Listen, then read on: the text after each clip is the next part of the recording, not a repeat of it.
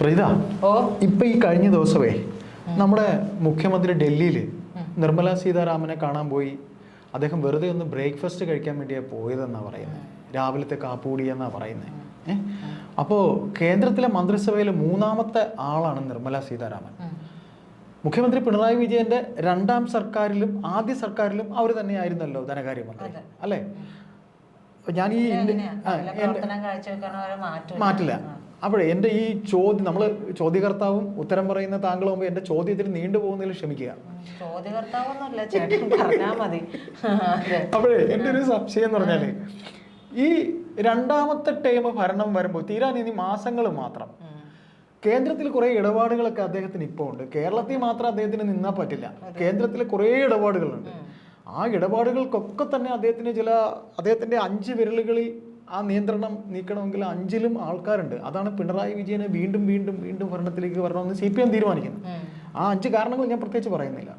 അതിലൊന്ന് വീട്ടിലിരിക്കുന്നവരെ പറയരുത് എന്ന് മാത്യു കൊള്ളനാടനെ വിരട്ടി. എന്ത് വന്നാലും എത്ര കിടുവായിരുന്നാലും സ്വന്തം മോളെ എന്നൊക്കെ പറയുമ്പോൾ നോവും അല്ലേ? അപ്പൊ മോളെ കേസിൽ സംസാരിക്കാൻ വേണ്ടി അച്ഛൻ പോയതാണെന്ന് പറയുമ്പോൾ വെറുതെ ഒരു കാറ്റസി ടോക്കാണ്. അത് വെറും ഒരു സംസാരമാണെന്ന് പറയാനേ ഈ മുഖ്യമന്ത്രിക്ക് ഉളുപ്പില്ലേ എന്നൊരു ചോദ്യം ചോദിച്ചു പോവാ. പണ്ടേ ചേട്ടൻ ചോദിക്കേണ്ട ആവശ്യമില്ല, പുള്ളിക്ക് അതില്ല. ഉണ്ടെങ്കിലല്ലേ അത് ചോദിക്കണേലും അർത്ഥമുള്ളൂ. ഈ വെറുതെ പോയിട്ട് അവിടെ ചർച്ച നടത്തിയതൊന്നുമല്ല. അതിന് പിന്നിൽ കൃത്യമായ ധാരണയുണ്ട്. ഇതിന് പിന്നിൽ നമ്മൾ പറയും ഗവർണർ രാജേന്ദ്ര ആർലേക്കർ അദ്ദേഹം ഇതിന് ഇനിഷ്യേറ്റീവ് എടുത്തു എന്നൊക്കെ പറയും. അതിന് മുകളിലേക്കൊരു ചരടുവലി ഇവിടെ നടന്നിട്ടുണ്ട്. അതായത് ഇവിടെയുള്ള KJP പക്ഷമുണ്ട്, BJP എന്ന KJP പക്ഷമുണ്ട്. KJPയുടെ പ്രധാനപ്പെട്ട ഒരാളാണ് മുരളീധരൻ, മുൻ കേന്ദ്രമന്ത്രിയായിരുന്ന വി മുരളീധരനും K സുരേന്ദ്രനും ചേർന്നാണ് കുറെ നാളൊക്കെ കൂട്ടുകച്ചവടം നടത്തിക്കൊണ്ടിരുന്നത്. തീർച്ചയായിട്ടും ഈ കൂട്ടുകച്ചവടത്തിന്റെ ഭാഗമായിട്ടാണ് ശബരിമല പ്രക്ഷോഭ കാലത്ത് പോലും ഏറ്റവും ഒടുവിൽ തല കുനിച്ചു കൊടുത്തത്. അപ്പൊ തല കുനിച്ചു കൊടുത്ത് BJPക്ക് ഇവിടെ മാത്രം ഭരണം കിട്ടുന്നില്ല. BJP കൂലങ്കഷമായി ചിന്തിക്കുകയാണ്, ഇത് എന്ത് പണ്ടാറണ്ടോ ഇവിടെ ഗ്രാസ് റൂട്ട് ലെവല് ഇത് പണിയെടുത്താലും ഇവിടെ മാത്രം അങ്ങ് അവസാന നിമിഷം വരുമ്പോൾ കയ്യിൽ നിന്ന് പോകുന്ന വഴിയോടെയാണ്. എന്നാൽ എന്താ പറയാ, ഇപ്പൊ ശോഭാ സുരേന്ദ്രൻ ഉൾപ്പെടെയുള്ള നേതാക്കളൊക്കെ മത്സരിക്കുമ്പോൾ അവർക്ക് അവരുടേതായ വോട്ട് കിട്ടുകയും ചെയ്യുന്നുണ്ട്. അപ്പോൾ ഇത് കുറെ നാളുകളായിട്ട് കേന്ദ്രം കൃത്യമായ രീതിയിൽ പരിശോധിക്കുന്നുണ്ട്. അപ്പോഴാണ് ഇവിടത്തെ ഈ ഒരു കൂട്ടുകച്ചവടത്തെ കുറിച്ച് കേന്ദ്രത്തിൽ അറിയുന്നത്. കേന്ദ്രത്തിന് ഇത് അറിയാൻ പാടില്ലാഞ്ഞിട്ടൊന്നുമല്ല. ഈ മുരളീധരന്റെ ചില കേസുകെട്ടുകളൊക്കെ അവിടെ ഉണ്ട്. അപ്പൊ കേരളത്തിലും ഇതിന്റെ കേസ് അന്വേഷണം ഒക്കെ നടക്കുമ്പോ സുരേന്ദ്രന്റെ ഉണ്ട്. അത് വഴിയെ പറയണമല്ലോ, ഘട്ടം ഘട്ടമായിട്ട് നമുക്ക് പറയാൻ പറ്റുള്ളൂ. അപ്പോ മുരളീധരന്റെ കൂട്ടുകച്ചവടമുണ്ട്, സുരേന്ദ്രന്റെ കൂട്ടുകച്ചവടമുണ്ട്, ഇനി ബാക്കിയുള്ള സകല നേതാക്കളുടേതുമുണ്ട്. പറഞ്ഞു വരുമ്പോൾ ഒരുപാട് പേരുകളുണ്ട്. അതായത് നമ്മൾ വിചാരിക്കും അയ്യോ CPMകാർ മാത്രമാണ് കൂട്ടുകച്ചവടം. അങ്ങനെയൊന്നുമല്ല. കേരളത്തിൽ BJPക്ക് നല്ല കൂട്ടുകച്ചവടം ഉണ്ട്. അതിൽ വിരളം ചിലരെ മാത്രമേ നമുക്ക് മാറ്റി നിർത്താൻ കഴിയുള്ളൂ. ഞാൻ പറഞ്ഞു വന്നത് ഈ കൂട്ടുകച്ചവടത്തിന്റെ തന്നെ ഭാഗമായിട്ട് നമുക്കറിയാം മുഖ്യമന്ത്രി പിണറായി വിജയന് നേരെ വന്നിരിക്കുന്ന കേസുകളെല്ലാം തന്നെ അതീവ ഗുരുതരമായിട്ടുള്ള ആരോപണങ്ങളാണ്. ഒന്ന് മാസപ്പടി, 2 ലൈഫ് മിഷൻ, പിന്നീട് ലൈഫ് മിഷനും ഉപരി മറ്റൊരു കാര്യം കൂടിയാണ്. എന്താ പറയാ, ഒരിടക്ക് പുറത്തു വന്ന റിപ്പോർട്ടാണ്, അത് പുലി ചീന്തിപ്പോയി. അതായത് ഫാരിസ് അബൂബക്കറുമായി ചേർന്നുകൊണ്ട് വലിയ രീതിയിൽ ഭൂമി കുംഭകോണം നടത്തി എന്നുള്ള റിപ്പോർട്ട് പുറത്തു വന്നിരുന്നു. അത് ഇവിടെയുള്ള ഒരു റിപ്പോർട്ടർ അല്ല, അത് നാഷണൽ ലെവൽ ചെയ്യുന്ന ഒരു റിപ്പോർട്ടറാണ് അത് പുറത്തുവിട്ടത്. അതിന്റെ വാർത്തയൊക്കെ വന്നു. പക്ഷെ ആ സമയത്ത് മാത്രം അത് എനിക്കൊന്ന് അന്തരീക്ഷത്തിൽ ഒരു 2 ദിവസം മാത്രമേ അത് നിന്നിട്ടുള്ളൂ. അപ്പോഴേക്കും അതങ്ങ് പോയി. അപ്പൊ മാസപ്പടി മാത്രമല്ല, ലൈഫ് മിഷൻ ഉണ്ട്. അങ്ങനെ വളരെയധികം. ഞാനല്ല PV എന്നൊക്കെ പറഞ്ഞത് അറിയാലോ. PV ഞാനല്ല, എന്റെ ഗർഭം. അതെ, SFIO അന്വേഷണം മാത്രം. അതുകൂടാതെ EDയുടെ അന്വേഷണം ഉണ്ട്. അപ്പൊ ഈ 2 അന്വേഷണങ്ങളും നീണ്ടു ചെല്ലുന്നത് സ്വാഭാവികമായിട്ടും അതിൽ മുഖ്യമന്ത്രി സാധാരണ ചെയ്യുന്നത് പോലെ ഒരു റൂട്ട് തിരിച്ചുവിട്ട് മറ്റൊരാളിലേക്ക് എത്തിക്കാൻ വഴിയില്ല. ഈ 2 കേസുകളിലും കൃത്യമായി ഇത് ചെല്ലുന്നത് ഈ പറയുന്ന മുഖ്യമന്ത്രിക്കും മുഖ്യമന്ത്രിയുടെ കുടുംബത്തിനും നേരെ തന്നെയാണ്. പ്രജിത പറയുമ്പോഴേ പ്രജിത ആ കാര്യം കൂടെ ഒന്ന് പറയണം. അതായത് മുഖ്യമന്ത്രിക്കുള്ള ഏറ്റവും വലിയ ടാലന്റ് എന്ന് പറഞ്ഞാൽ ഇപ്പൊ TP വധത്തിന്റെ കേസ് മുതൽ തന്നെ രമ, അദ്ദേഹത്തിന്റെ TPയുടെ വിധവയായ രമ പലപ്പോഴും പറഞ്ഞിട്ടുണ്ട് അതിന്റെ ആ കൂരമ്പ് പോകുന്നത് എവിടേക്കാണെന്ന് എല്ലാവർക്കും അറിയാമായിരുന്നു എന്ന് പറഞ്ഞിരുന്നു. അതുകൂടെ പ്രജിത പറയണം. അതായത് അദ്ദേഹത്തിന് അങ്ങനെ ഒരു ടാലന്റ് ഉണ്ട്. തന്നിലേക്ക് സൂചിക, അതായത് നമ്മളൊരു ചിത്രം വരച്ചിട്ട് ഒരാൾ ആരോ ഇടുന്ന പോലെ ആ സൂചിക തന്നിലേക്ക് വരാതിരിക്കാനായിട്ടുള്ള ഒരു പ്ലാൻ അദ്ദേഹത്തിന് പ്രത്യേകിച്ച് ഒരു പ്രത്യേക വൈദഗ്ധ്യം നേടിയ ഒരാളാണ്. പറയൂ ബാക്കി. അതായത് അപ്പൊ അത്തരത്തിലുള്ള കാര്യങ്ങളെല്ലാം ഉണ്ട്. പിന്നെ ഡോളർ കടത്ത്, സ്വർണ്ണക്കള്ളക്കടത്ത് കഴിഞ്ഞ പ്രാവശ്യമുള്ള സ്വപ്ന സുരേഷ് വിളിച്ചു പറയുന്ന സത്യങ്ങളൊക്കെ തന്നെ ഇദ്ദേഹത്തിന് എതിരാണ്. പക്ഷെ ഈ പറയുന്ന പിന്നെ അദ്ദേഹത്തിന്റെ കൂടെ ഉണ്ടായിരുന്ന മറ്റേ അദ്ദേഹം ഉണ്ടല്ലോ, നമ്മുടെ ലൈഫ് മിഷൻ തട്ടിപ്പിൽ IAS കാരനുണ്ടല്ലോ, ശിവശങ്കരന്റെ അന്വേഷണത്തിൽ അത് ശിവശങ്കരനെ അറസ്റ്റ് ചെയ്ത് ഇദ്ദേഹത്തിനെ അറസ്റ്റ് ചെയ്യുന്നതിന് തുല്യമാണ് ശിവശങ്കരനെ അറസ്റ്റ് ചെയ്തത്. തുല്യമാണ്. പക്ഷേ ഈ പറയുന്ന വ്യക്തിയിലേക്ക് എത്തുന്ന ചില അന്വേഷണം, അതായത് ബാക്കിയുള്ള എല്ലാ കേസുകളും എടുത്തു കഴിഞ്ഞിട്ടുണ്ടെങ്കിൽ കൃത്യമായി മുഖ്യമന്ത്രി പിണറായി വിജയൻ നേരിട്ട് നിന്ന് ചെയ്യുകയല്ല. അദ്ദേഹത്തിന് മുമ്പിൽ ഒരു ഷീൽഡ് ഉണ്ടാവും. ആ ഷീൽഡിലേക്ക് എത്തിപ്പെടുകയുള്ളൂ. അദ്ദേഹം അതായത് ഒഴുക്ക് തന്നിലേക്ക് വീഴുമ്പോൾ നമ്മൾ ഈ കൃഷിസ്ഥലത്ത് വെള്ളം തേവി മാറ്റിവിടുന്ന ഒരു സ്റ്റൈലിലേക്ക് അദ്ദേഹം അതിനെ മാറ്റിവിടും. മുൻപേ തന്നെ മാറ്റിവിടും. ഈ അന്വേഷണം അങ്ങനെയല്ല. കരിമണൽ കർത്തയുടെ തീർച്ചയായിട്ടും പോവും അങ്ങോട്ട്. OC എന്ന് പറയുന്നത് ഉമ്മൻചാണ്ടി ആണെങ്കിൽ PV എന്ന് പറയുന്നത് പിണറായി വിജയൻ അല്ല. അത് സമ്മതിച്ചതിന് ഒരു അന്തസ്സുണ്ട്. തീർച്ചയായിട്ടും അത് സമ്മതിക്കുന്നതിന് പാർട്ടിയാണ്. പാർട്ടി പല സ്ഥാപനങ്ങളിൽ നിന്ന് പാർട്ടി നടത്തുന്നതിന് വേണ്ടി ഫണ്ട് വാങ്ങും. ഇത് ഫണ്ടല്ലേ, ഇത് ഫണ്ട് എന്ന് പറയാൻ പറ്റില്ല, മാസപ്പടിയാണല്ലോ. അവിടെയാണല്ലോ പ്രശ്നം വരുന്നത്. അപ്പോൾ ഈ തരത്തിലുള്ള കാര്യങ്ങൾക്കെല്ലാം ഒരു ഒത്തുതീർപ്പ് ഉണ്ടാകേണ്ടത് ഇവരുടെ ആവശ്യമാണ്.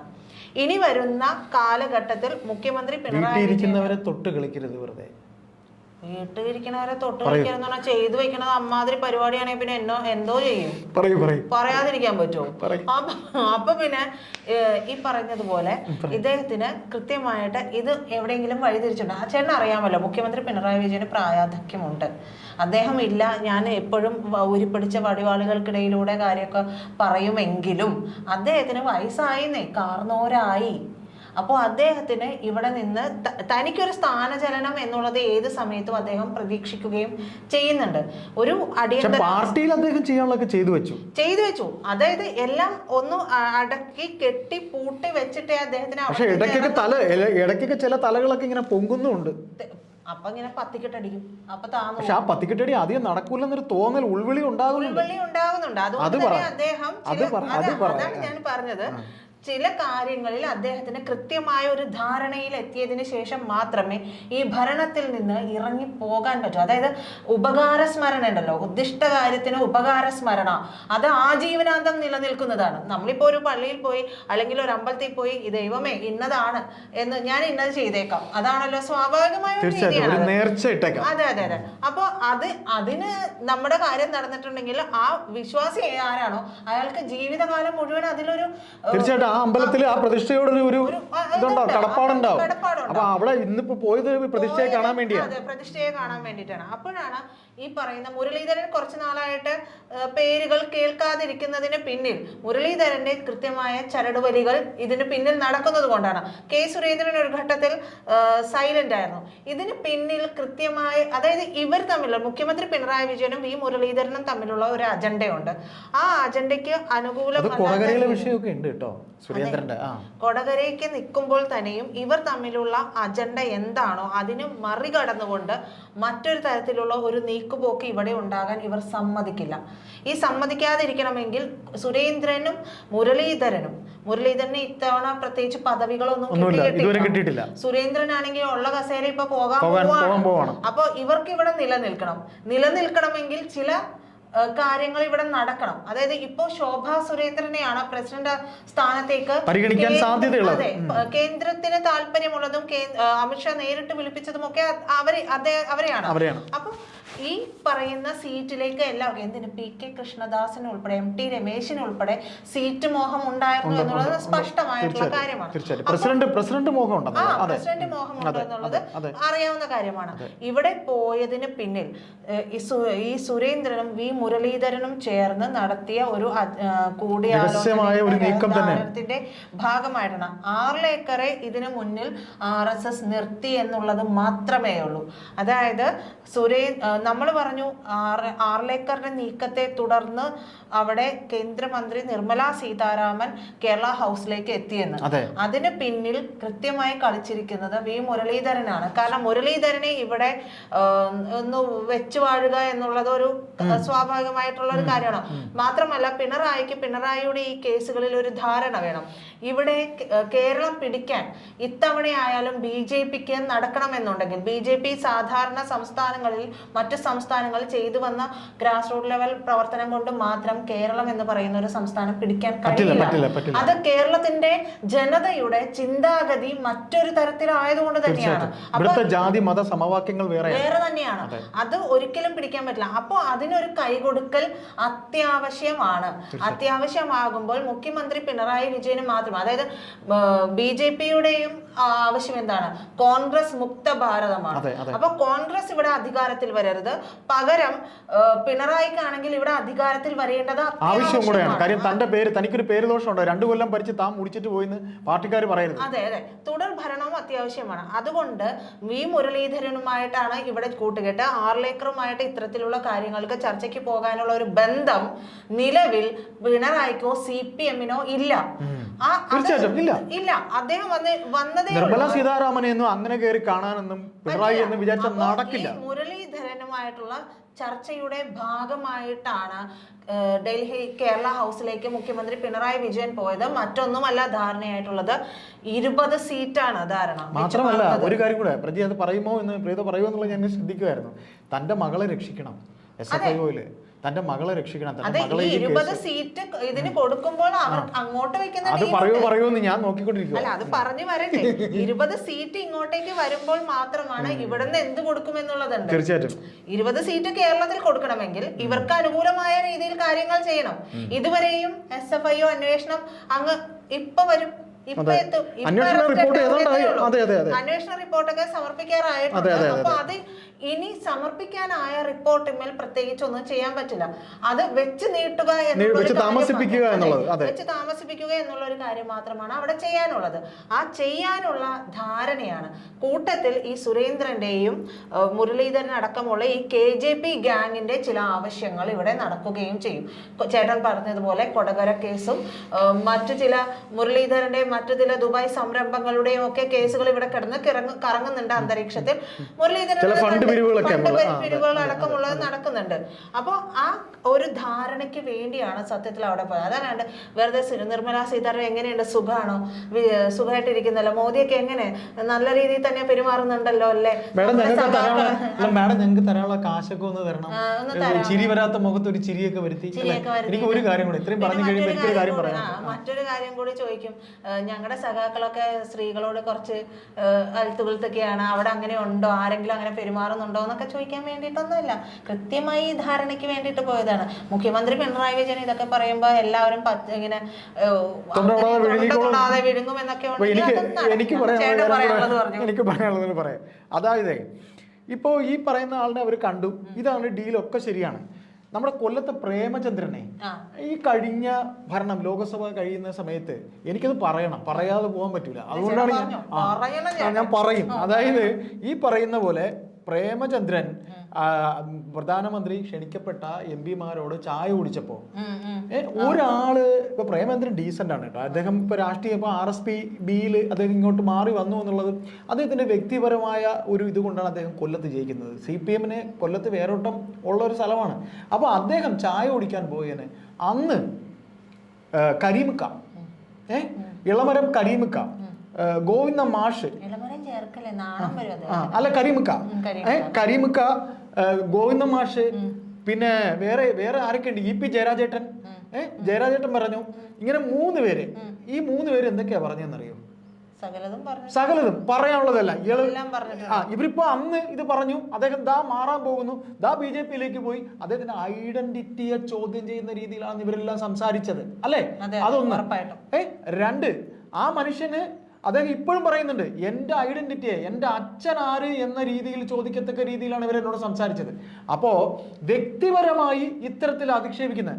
അതിനു മുമ്പ് ഇദ്ദേഹം LDF-ൽ നിന്ന് UDF-ലേക്ക് പോയപ്പോ ഈ പിണറായി വിജയൻ ചില ഉപകാരങ്ങൾക്ക് ചിലർക്ക് പ്രത്യക്ഷത്തിൽ ചെയ്യാറുണ്ട്. എങ്ങനെയെന്നറിയോ?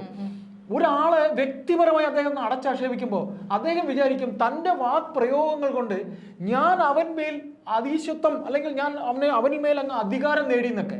കൊല്ലത്ത് പോയി എന്ന് പരനാറി എന്നാണ് ഈ അദ്ദേഹത്തെ പ്രയോഗിച്ചത്. പരനാറി എന്ന്. അദ്ദേഹത്തെ പോലെ ഞാൻ അദ്ദേഹത്തെ കാണാനൊക്കെ പോയിട്ടുണ്ട്. ഈ പ്രേമേന്ദ്രൻ ഇടതുപക്ഷത്തോടൊപ്പം നിന്ന സമയത്ത് അദ്ദേഹം മന്ത്രിയായിരുന്നു, ജലസേന മന്ത്രി, VS-ന്റെ മന്ത്രിസഭയിൽ. വളരെ മാന്യനായ ഒരു മനുഷ്യനാണ്. അദ്ദേഹത്തിന് പരനാറി എന്നൊക്കെ കൊല്ലത്തുകാരെ മുമ്പിൽ അദ്ദേഹം പാർട്ടി സെക്രട്ടറി ആയിരിക്കുമ്പോൾ ആ പ്രയോഗമൊന്നും കൊല്ലത്തുകാർ ഈ 15 കൊല്ലം അങ്ങോട്ടായി അദ്ദേഹത്തിന് MP ആക്കി വിട്ടിട്ട് അവിടെ ഏതെല്ലാം കൊലക്കൊമ്പന്മാരെ ഇവർ നിർത്തിയെന്നറിയോ? ഗുരുദാസനെ വരെ നിർത്തി എതിർ സ്ഥാനാർത്ഥിയായിട്ട്, രാജേന്ദ്രനെ നിർത്തി. ഇനി നിർത്താൻ ആരുമില്ല. അത് അവസാനം M മുകേഷിനെ കൊണ്ട് നിർത്തി, അവസാനം മരവാഴ വരെ കൊണ്ട് നിർത്തി. എന്നിട്ട് എന്തായി? പ്രേമേന്ദ്രന് ആ ഒറ്റ ഞാൻ തുടക്കത്തിൽ പറഞ്ഞ അദ്ദേഹത്തിന്റെ സ്ലിപ്പ് ഓഫ് ടങ് അല്ല, അറിഞ്ഞുകൊണ്ട് വാക്കുകൊണ്ട് നോവിച്ചതിന്റെ ഒറ്റ കാരണം കൊണ്ടാണ് പ്രേമേന്ദ്രൻ ഇത്രയും കാലം ജയിക്കുന്നത്, അതും കൊല്ലത്ത്. അപ്പൊ ഇതിൽ ഒന്നേ കൂട്ടി വായിക്കാനുള്ളൂ. നിങ്ങൾ ഒരു വ്യക്തിയെ വ്യക്തിപരമായി അധിക്ഷേപിക്കുമ്പോൾ അത് കാലങ്ങൾ എത്ര കഴിഞ്ഞിരുന്നാലും അത് തിരിച്ച് ബൂമറങ്ങായി നിങ്ങൾക്ക് തന്നെ വരും എന്ന് ഈ പറയുന്ന വ്യക്തിഹത്യയിൽ പേര് നേടിയ PhD നേടിയ CPM നേതാക്കൾ ഒരു വേള ഓർത്താൽ നല്ലതെന്ന് മാത്രമേ ഈ നിർമ്മല സീതാരാമനെ കാണാൻ പോയ കൂടിക്കാഴ്ചയെക്കുറിച്ച് പ്രജിത പറഞ്ഞതിനോടൊപ്പം എനിക്ക് കൂട്ടിച്ചേർക്കാനുണ്ട്. മറ്റൊരു കാര്യം കൂടെ, ചേട്ടൻ പരനാറി എന്ന് പറഞ്ഞുകൊണ്ട് ഞാൻ പറയാം, അത് മുഖ്യമന്ത്രി പിണറായി വിജയനൊക്കെ ആയിട്ട് ചില വാക്കുകൾ അവർ കണ്ടുപിടിച്ചിട്ടുണ്ട് മലയാള ഭാഷയിൽ. സത്യം പറഞ്ഞാൽ ഞാൻ ഈ പറയുന്ന കുറച്ചൊക്കെ വായിക്കുന്ന കുലംകുത്തി അങ്ങനെ ഇഷ്ടംപോലെ നമ്മൾ കുറച്ചൊക്കെ വായിക്കുന്നവരല്ലേ. അപ്പൊ നമ്മൾ ഈ പ്രയോഗം ഒന്നും കേട്ടില്ല. നിഘണ്ടുവിൽ ഇല്ലാത്ത ഭാഷാ നിഘണ്ടു, മലയാളം ഭാഷാ നിഘണ്ടു. ഒരു ഭാഷ ജ്ഞാനിയാണെന്ന് നമ്മൾ അതുകൂടി നമ്മൾ മനസ്സിലാക്കേണ്ടതുണ്ട് എന്നാണ് എനിക്ക് തോന്നുന്നത്. എന്തായാലും തീർച്ചയായിട്ടും